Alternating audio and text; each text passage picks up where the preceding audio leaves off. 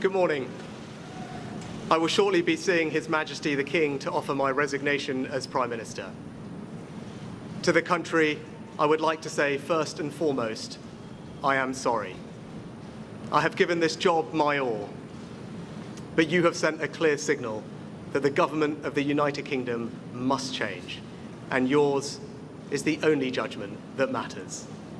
I have heard your anger, your disappointment, and I take responsibility for this loss. To all the Conservative candidates and campaigners who worked tirelessly but without success, I am sorry that we could not deliver what your efforts deserved. It pains me to think how many good colleagues who contributed so much to their communities and our country will now no longer sit in the House of Commons. I thank them for their hard work and their service.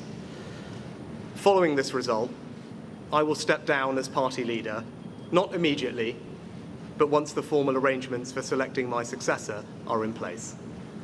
It is important that after 14 years in government, the Conservative Party rebuilds, but also that it takes up its crucial role in opposition professionally and effectively.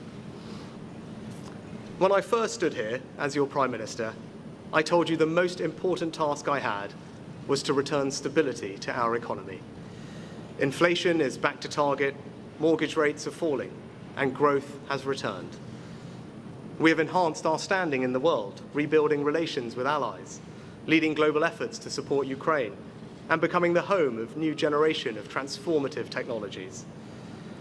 And our United Kingdom is stronger too, with the Windsor Framework, devolution restored in Northern Ireland, and our union strengthened. I'm proud of those achievements. I believe this country is safer, stronger, and more secure than it was 20 months ago. And it is more prosperous, fairer, and resilient than it was in 2010. Whilst he has been my political opponent, Sir Keir Starmer will shortly become our Prime Minister. In this job, his successes will be all our successors, and I wish him and his family well. Whatever our disagreements in this campaign, he is a decent, public-spirited man who I respect. He and his family deserve the very best of our understanding as they make the huge transition to their new lives behind this door, and as he grapples with this most demanding of jobs in an increasingly unstable world.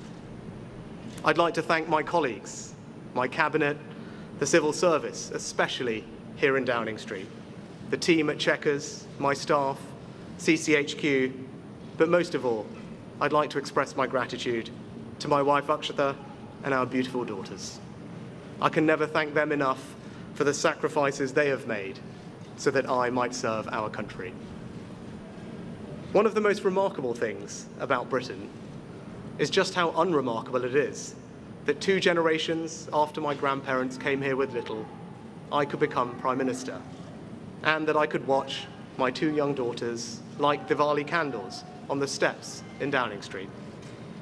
We must hold true to that idea of who we are, that vision of kindness, decency, and tolerance that has always been the British way. This is a difficult day, at the end of a number of difficult days. But I leave this job honoured to have been your Prime Minister.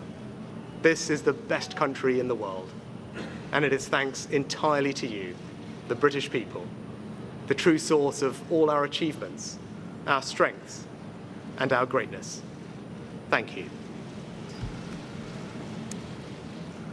The departing words then of Rishi Sunak, and we will just allow us to take in the atmosphere and watch him leave with his wife. She had the umbrella at the